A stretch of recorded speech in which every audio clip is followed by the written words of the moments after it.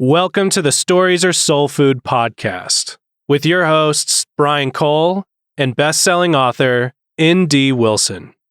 This audio is brought to you by Cannonball Books and Great Homeschool Conventions.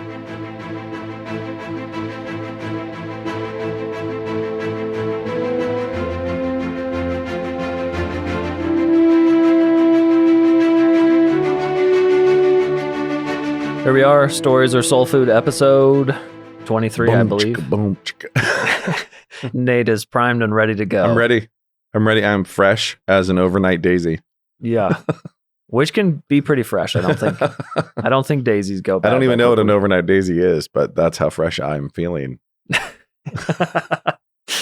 Oh, the benefits of a podcast. Or maybe I should say fresh as dog fennel in the morning. Oh, wow. Yeah.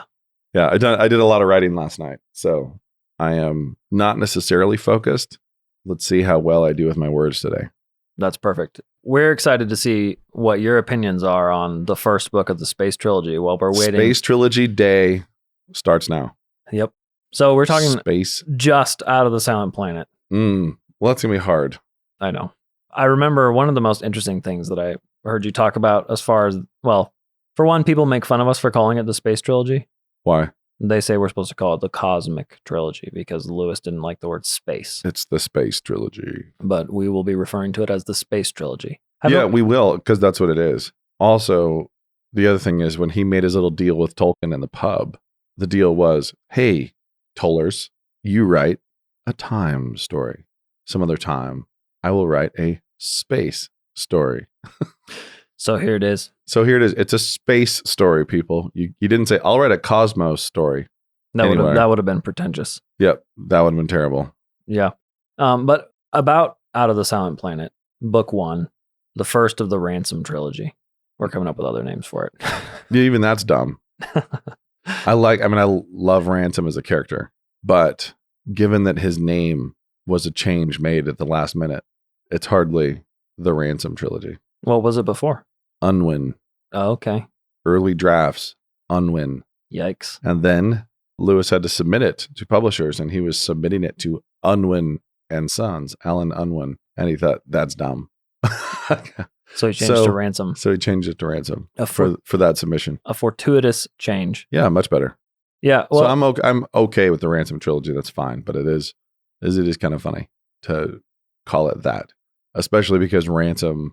Well, you told me I'm not allowed to talk about other books, but no, just especially because Ransom plays such a different role in book 3. Yeah, we'll get there though. Yeah, let's call it the Ransom duet. The first 2 are the Ransom duet. The third is the Cosmic Trilogy, even though it's only in one book. The third one is Ransom off stage. Yes, the third one is the Cosmic Trilogy. Yeah, all by itself. And then the first 2 are the Ransom duet, and the first one is, what do we call the first one? Out of the Silent Planet. Sounds good. I think we'll just go with the title. I think we've there. That's what we think of those of you who are telling us that we aren't allowed to say Space Trilogy. But one of the Space Trilogy. He just said it, and we do that with Augustine and other such things as well. Yeah, we like to pronounce things correctly. So yep, we're from Idaho. It's a thing. It's a thing we do where we pronounce things as if we are Americans and not as if we are Brits or Cicero. Because that would be pretentious of us. Mm-hmm. Sidebar, really quickly. When my brother-in-law went to Oxford to be pretentious, when he went to Oxford to get his doctorate, and he was at Christchurch there, one of his first meetings, he met like the president of the Graduate Commons, who came in full fox hunting gear. Oh, wow. He was wearing, the jodhpurs and I think a green jacket, actually, not red, but the big knee boots and the whole thing, and everything was those pants with the hips that kind of but everything out? Was pip and cheerio, old man, and all that stuff. And then they found out later he was a son of one of the Beach Boys and was from America. He was a fake. Yep, he was a fake. He was doing it to the max. Anyway, we will not do that. Even though we are Anglophiles and we do love the British, we are not ourselves British, and we will therefore not act like it. So it is not Augustine, it is Augustine, and it is the Space Trilogy, no matter what you say. And I think... a lack of sleep makes me belligerent. I like it. I recently heard Oxford's looking at getting rid of sheet music because it's colonial. Yes. Yeah, it is. Clearly, and also is mostly white. No, yeah, you don't print on colored paper for sheet music. Okay, but back to the Space Trilogy. You said book 1, Lewis viewed it as a failure. Yes, And I think that that's a pretty intriguing thing. it is. It is. I think it's also a book that's a bit hard to read. Is that why it's a failure? No, he judged it a failure based solely on response. Okay. It didn't do what he wanted it to do. It didn't cause the kind of, Donnybrook he was looking for. He didn't land. It just, the blow didn't land. Let's put it that way. Yeah, because the point of that, obviously the main character situation that we have, there's 2 bad guys, one greedy one and one physicist. Yeah. And what are their names? Divine and Weston, Yep. I think. And Lewis kind of wanted to show the collapse of both of those points of view, right? But more specifically, as the story goes on, it shows that Weston is the real villain who wants to kind of eat up each planet with humanity and move humanity on through the whole universe, stripping each planet down to the core and then moving on after it's been eaten. It's sort of that view, the modern science view, is what Lewis really wanted to take down, it's right? an inverted Musk theory. So Elon Musk is currently engaged in wanting to send robots to space embedded with human consciousness. So he's looking to actually, instead of stripping the planets down, he's looking to strip people down and send the abstractions that are humans out into space. But that's not going to work either. So yeah, Weston is representative of scientism. And the faith in science, religion in science, progressivism where the priesthood is made up of people in white lab coats. That's that kind of cultural societal progression that is entirely ruled, by the lab, by whatever godless scientists might say, the high priests, right, of scientism.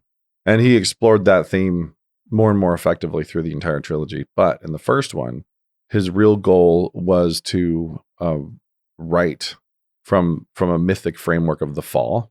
And so to show these 2 different priests of 2 different idolatrous religions, Divine and Weston, they represent different things, power, money, greed, and then, the idolatry of science and the progression of man.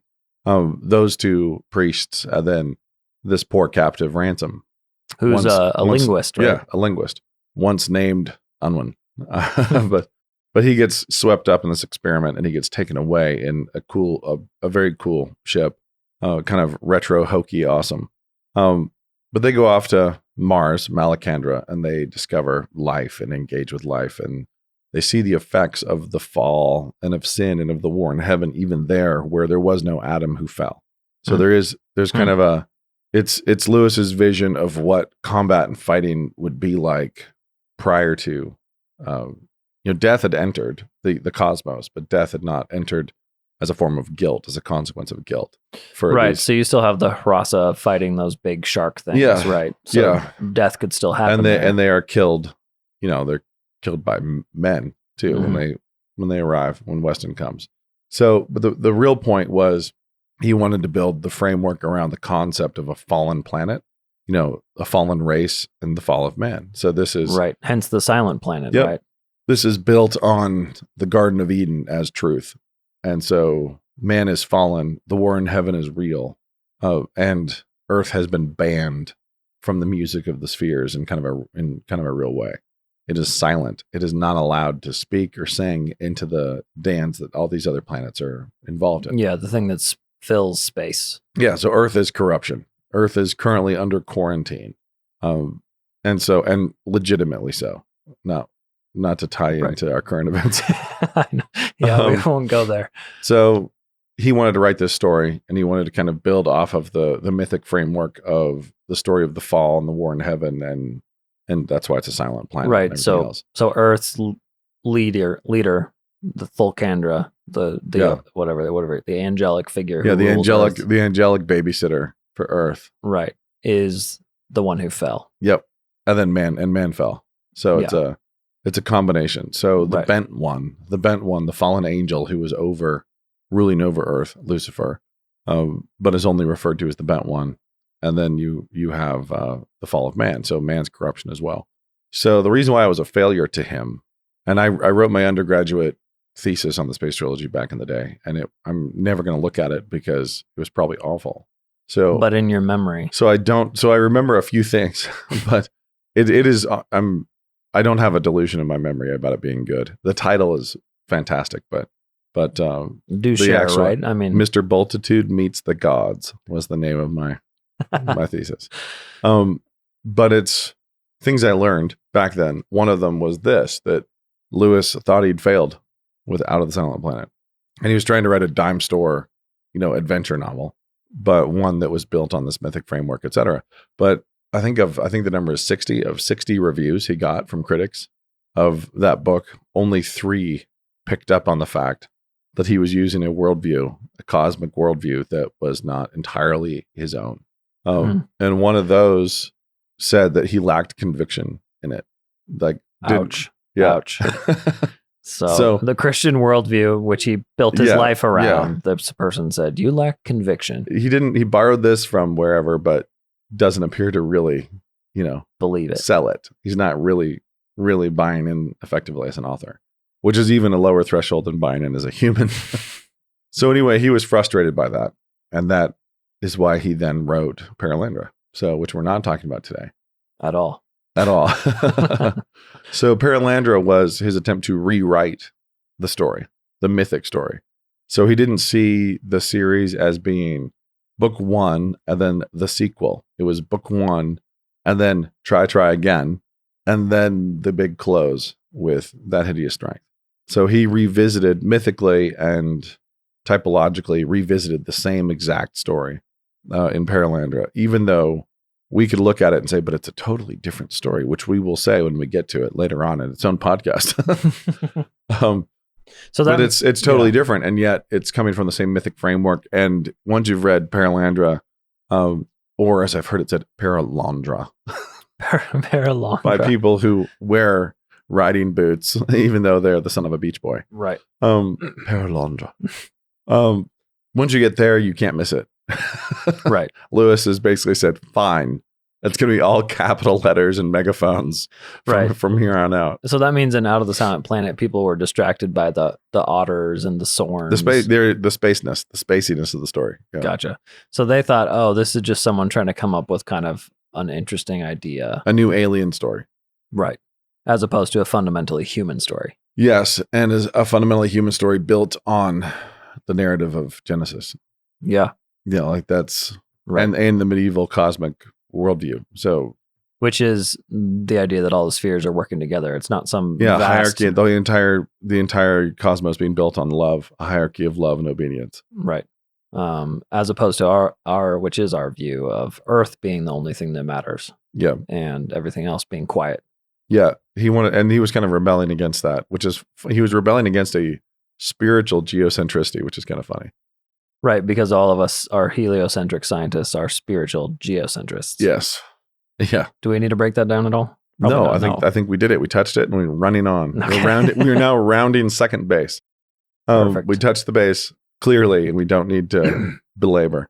But as you look at the entire endeavor, this was the trigger. Out of the Silent Planet was huge and crucial in making Lewis and Tolkien, and the Inklings, and the entire thing. Like, this is the point of origin where Lewis decided, I'm going to try to reach people with story. I'm going to try to sidestep all their rational defenses and directly access their imaginations in a way that they cannot deny me. I'm going to dupe them fundamentally into eating healthy food. Yeah. So I'm going to dress it up with spaceships and aliens, and they're going to, think it's chocolate coated for that reason, and they're going to actually ingest something far more disruptive, subversive, and edifying. It's interesting because Tolkien was looking to change the world from a young age through story. Yeah. And then, none of his early realm or early friends, they all died in World War I or didn't succeed in that. But then he went on and met Lewis, and they both had the same, and their whole group had the same view. Yep. And it was driven by, in a fun way, it was driven by personal taste. Here were two wildly intelligent, highly educated Christians sharing a pint on Thursday nights, I think it was, I don't even know if it's Thursday, but for some reason that's in my head. And enjoying talking about penny dreadfuls, dime store novels, tales of adventure. They were indulging some they had no academic credibility at all. They were not full of themselves. They were not hoity-toity, despite having vast knowledge and experience. They were in a pub saying, why aren't there any fun stories to read? Yeah. They couldn't find any fun stories, and so they decided to write some. And so they famously had their bet, their bargain to divide and conquer. And Tolkien was going to write, and Lewis was going to write. And Tolkien could not escape his world, his Numenors, his Middle Earth. That was so much a part of him already. He could not write. He was not gonna successfully break out of that without it being Numenorian and everything else. So right, it seems like Lewis is Lewis reminds me of your dad in some ways, where he's so quick just to throw down a cool idea, and he doesn't need that idea to immediately connect to everything else. It comes out of the same field. But I'm thinking of, Out of the Silent Planet has a smattering of maybe 30 alien words in it or something like that. Yeah. And then if you can contrast with Lord of the Rings, Tolkien had to come up with an entire language in order to use about that many and words. Tolkien was always very frustrated by Lewis's casual and flippant invention. Right. His etymological constructions always really bothered Tolkien. He was like, this is not thought through. You have not yet made this an intact language with an intact history. And you can't just throw in things like Rasa. Yeah. Oh, Yarsa. Yeah. Fiffletriggy. Yeah. Yeah. Exactly. So Tolkien was always bothered by how, slapdash Lewis was, which Lewis got way more written as a result. Right. And I laugh too, because what the Fiffletriggy are described as like these taper-like creatures that rest on their elbows or something like that. And I always grew up just calling them the Piffletriggy. Oh, okay. Because there was a P at the front. And if you see a P, you pronounce it. Yeah, you say it. Right. Exactly. Pterodactyl and such. Yep. Mm-hmm. Etc. Anyways, I kind of laugh at that because you look at Tolkien's great creatures and he was not able to come up with anything that didn't exist. Right. Right. I think he's got large spiders and he has dragons of a sort, but then Lewis is quickly able to dash off. Oh, I've got Sorns. These are guys who have zero gravity, so they're very tall. Super elongated. And then I've got large talking otters who hunt fish with weapons. And then I have artistic, like little taper guys. Wind in the willows, but with violence. Yeah. And a sort of a Maori. They have this very Maori framework to their society. Oh, there was that actually really good scene at the end where Ransom's, because he's a linguist, he learns the language and is able to communicate with the Orsa of the planet. Yeah. And then he has to explain in their language what Weston wants to do to their planet. Right. And I thought that was an interesting, taking ownership for the fall. Because Ransom's having to explain these things that we all understand about lust and domination. Yeah. And the brokenness of man. And explain them, even though he doesn't agree with them. But as you're translating for somebody, he has to kind of own that in a way that he becomes a representative for the human race, which he is obviously. There's a lot more sophistication to Out of the Silent Planet than people think.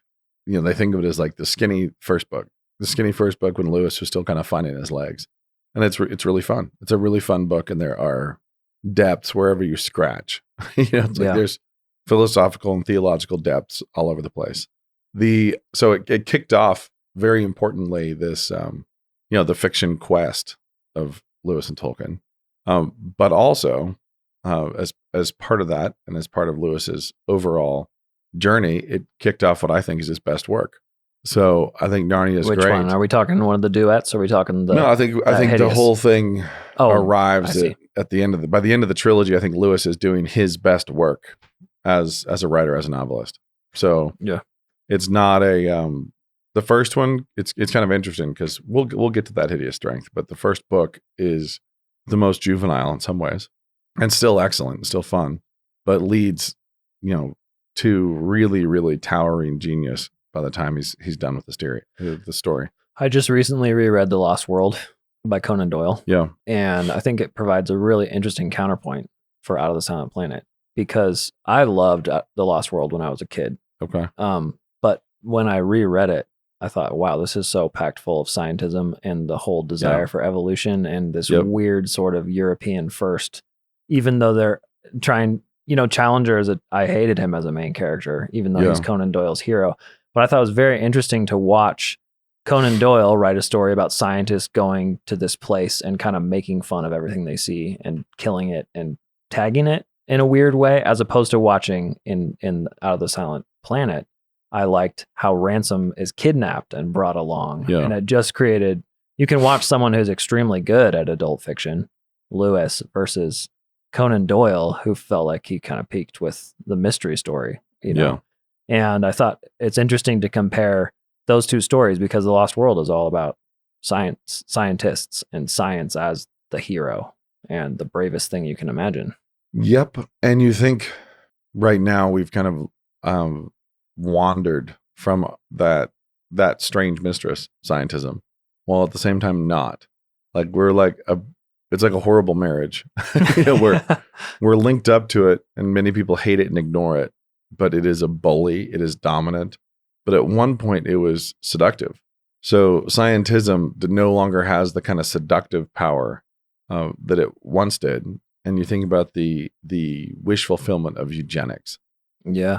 That's like, forget everything you know about the Holocaust and everything that, all the horrible, horrible things that happened as a result of going down that road, and just tell a bunch of godless men that you could create. You can be God men.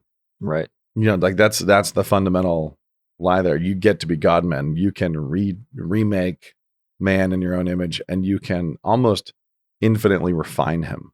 Yeah. It's like he can continue to be refined and improved. All we have to do is get rid of all these weeds. And then suddenly it's very, very grotesque and right, because that's what's coming into its own when Doyle was writing The Lost World. And so you have what Lewis is doing is so contra that. It is so contra the divine power of man. It's the pollutant brokenness of man, the incredible need for redemption of man, and how everything we touch we break. Yeah. Right now. Even when you're a Ransom, the innocent man. Yep. Everything we touch we break. And we have to be made new completely. We need the new heavens, the new earth, etc. So it is, and especially into that moment, it was incredibly contra the zeitgeist. So it was written directly against the zeitgeist. And therein lay his frustration about people didn't even pick up on it. Like his blow really didn't land in its moment, but it landed in other ways. That's the weird thing. It's far from a failure because it's what got Tolkien and Lewis started doing what they were doing. It got him started on that trilogy, and the impact of Lewis's writing downstream on every other evangelical writer that has ever breathed on this planet since him, right? And on many, many people who've never tried to write, just readers, is really incredible, and I think is significantly bigger than he could have imagined when he decided to start trying to write stories that would, impact people. But as far as it goes, I would also say to you parents out there, don't let your kids read it too young. Not because it's bad for them, but because they won't like it. You want to find the right moment. Yeah. And so I just had a conversation with a young fan who told me that Outlaws of Time was, her absolute favorite series. And then went on to say, but could never get through 100 covers because it was too complicated and she couldn't understand it. And I like, what? I mean, Outlaws of Time was actually kind of the twisty, difficult one. So, right. Yeah. No. So I paused and was like, hold on a second. How old are you? And, we're talking about somebody who's like 12, that kind of age. And they just read Outlaws of Time. And I was like, when did you try to read covers? And it's like, they were, 7. I don't know. Technically under the age range. Yeah. Okay. That explains that. And I had the same exact experience as a reader myself, where I devoured Narnia, and I was even devouring Tolkien, because Tolkien was such a linear adventure novel didn't stretch my imagination in, like you were referencing, not stretching it with animals and creatures and lots of other things. The suspension of disbelief was one big buy-in. You buy in one time, and then you're on a mission, and there's fighting, and And as you get older, you're gonna pick up more and more of the glory and more of the complexity. And there's a lot you're gonna discover in Tolkien later on. But as a fifth grader, I was reading Tolkien on repeat, and I tried to read the Space Trilogy. Fifth graders should have been totally sufficient. It was not. And it wasn't that I didn't follow it. It's that I didn't connect with it. I didn't love it. The tensions there are fundamentally adult human. Yeah. Where Lord of the Rings, the hobbits are fundamentally children. Yeah. And so trying to read the Space Trilogy, about the struggle for power and domination among scientists and academics was kind of like, That's interesting. This is different than being chased. I have a ring of power and scary things are chasing me, which I totally tracked with at that age. So I think I would encourage people to kind of hold off a little.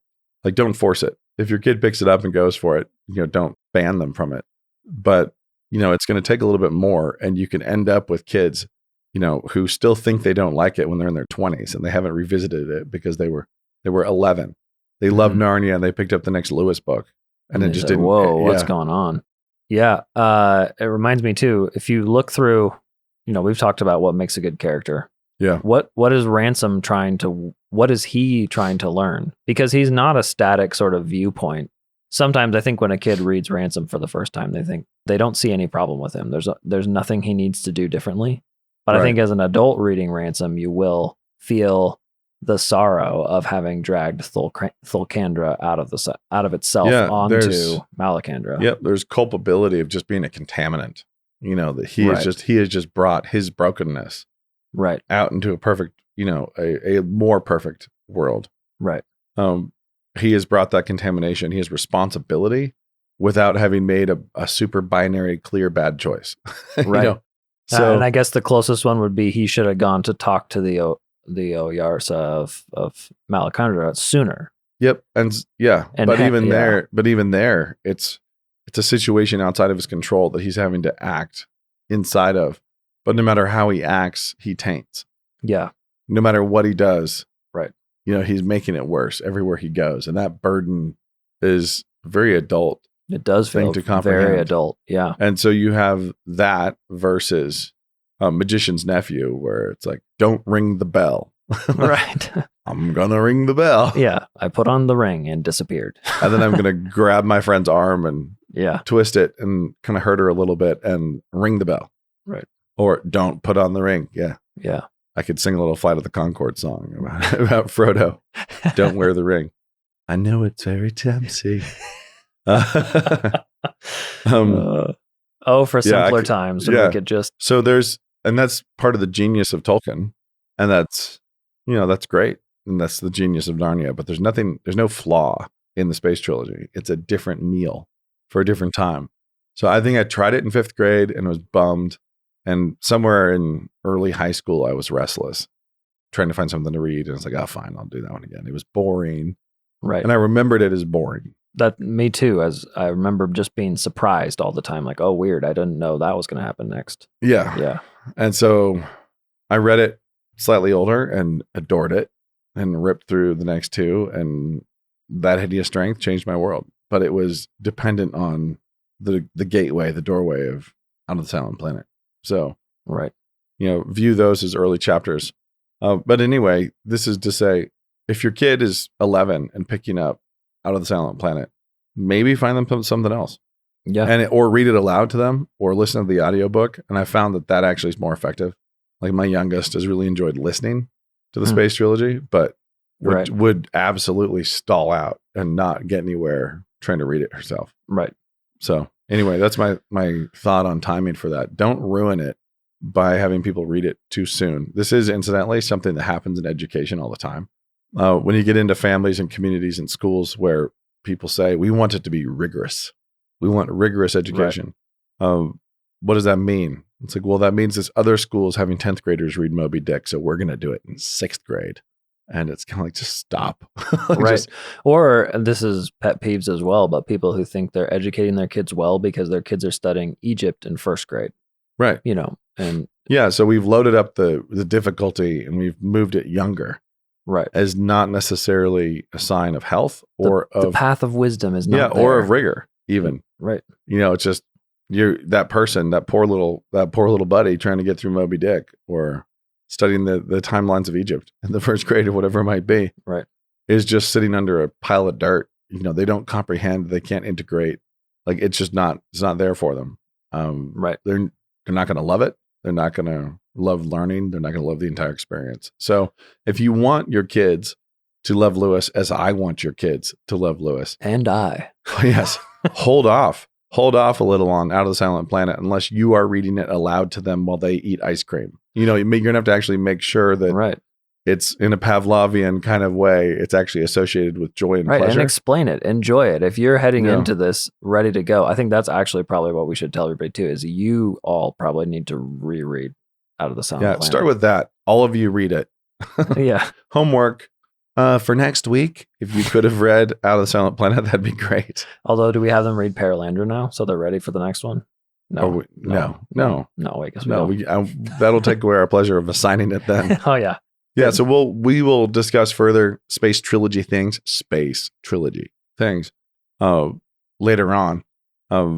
But for now, you should really read it if you haven't read it, because you will enjoy our conversations more, I'm sure. Or you'll catch us in mistakes more often, which will also be enjoyable. Yep.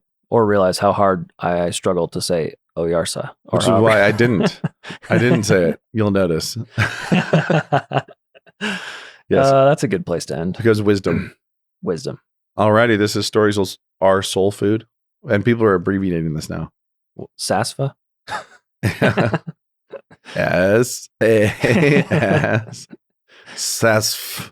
SASF. This is SASF out. Thanks for listening to this week's edition of the Stories Are Soul Food podcast. If you're someone highly invested in kid fiction and finding the best stories for your kids and you haven't downloaded the Canon app, I want to encourage you to download and subscribe today. You can find things on there such as Christine Cohen's The Winter King, Ethan Nicole's Brave Ollie Possum, Peter Lightheart's Wise Words, a book on Narnia from Douglas Wilson titled What I Learned in Narnia, and much, much more. Download the app today wherever you get your apps and subscribe.